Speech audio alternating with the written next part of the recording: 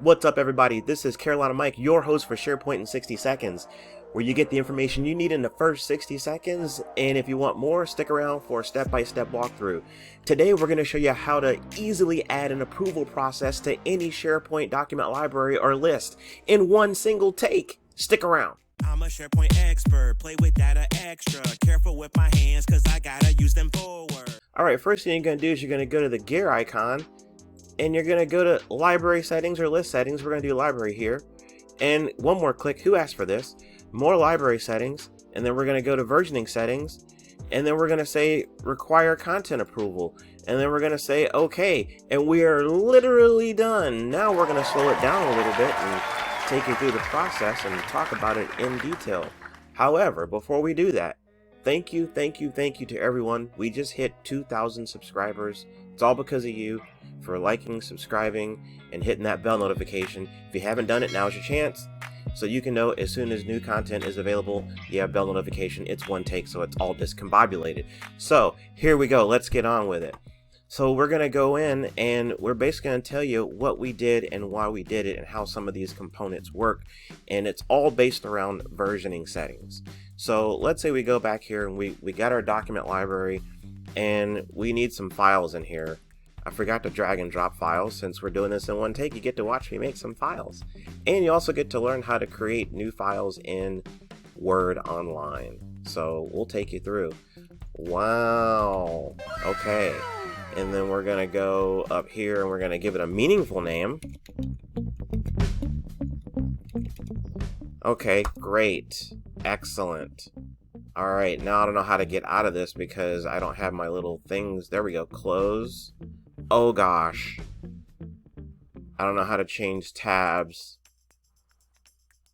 This is horrible. This one take is being destroyed. How do I close out of here? I can go this way. I could go... Oh, okay. There we go. There's a way. Where there's a will, there's a way. Alright, so we got our file here. And basically what you want to create is a system where when certain people add files to this library, it will be in a stage where no one can see it until you're ready for people to see it. As you can see, when we turned on the require content approval, it added a column here called approval status. It was not there before. It is the here now. And it automatically bops it into pending status when I add a new file. And so if we go back and take a look at the settings, we can talk about those settings and what they generally mean. So we're going to go back to library settings. Again, who asked for this extra step? If you asked for this, let me know in the comments. This is a new thing I've noticed within maybe the past year, maybe less than a year. You used to be able to just click library settings and go right to library settings, but I don't know. I mean, it's the first thing you get to. Alright, I digress. So we go into versioning settings. So let's talk about this, generally speaking. So if you're wondering about how versioning works, this will help you with that as well. So we have the yes on, which gave us that column and, bop some other buttons down here.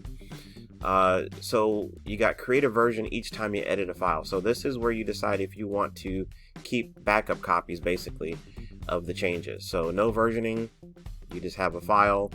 Major versions, when you make an edit, it's going to be version 1, version 2, version 3. And then here, major and minor, so when you upload the file, it would be version 0.1. You make edits, it goes 0.2, 0.3, and then when you're like, yep, I'm publishing it, you approve it, and it goes to version 1.0. You make edits, then it goes to 1.1, 1.2, 1.3. Those 0.3s no one can really see. They just see the most up-to-date version, which was 1.0, but then when you're like, I'm ready for it to go live, you hit the button, and then it goes to 2.0. Alright. So, and then how many versions you want to keep, yada yada yada, all that stuff. And then we got the draft item security. So, these are the default settings, right? As soon as you turn this on, it flips it down here to say only users who can approve items and the author of the item can actually see the thing.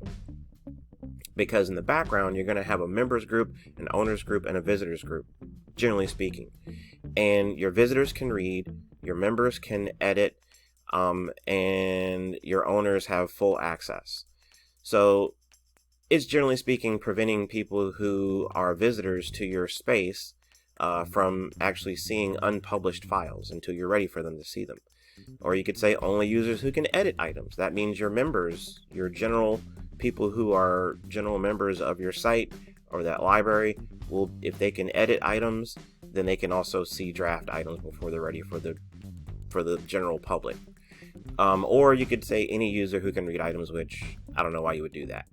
So that's those settings. And then we have require checkout. So, after the advent of co-authoring, I feel like that kind of rendered the require checkout a little bit useless. But if you really want to lock a file down so nobody can bop in there and do stuff while you're in there, then you would say yes. But I feel like it creates more problems than it solves. That's just my humble opinion. So there you go. I hope this has been helpful. Remember, do the very best you can with what you got. And by the way, yes, this was one take. Until next time, we'll see ya on SharePoint in 60 seconds. Take it easy, y'all. Oh, SharePoint rocks, and so do you. Almost forgot. Now take it easy. I'm a SharePoint expert, play with data extra. Careful with my hands, cause I gotta use them for work. Yeah, I'm a big old nerd. I like maple syrup on my pancakes. I don't care what you heard.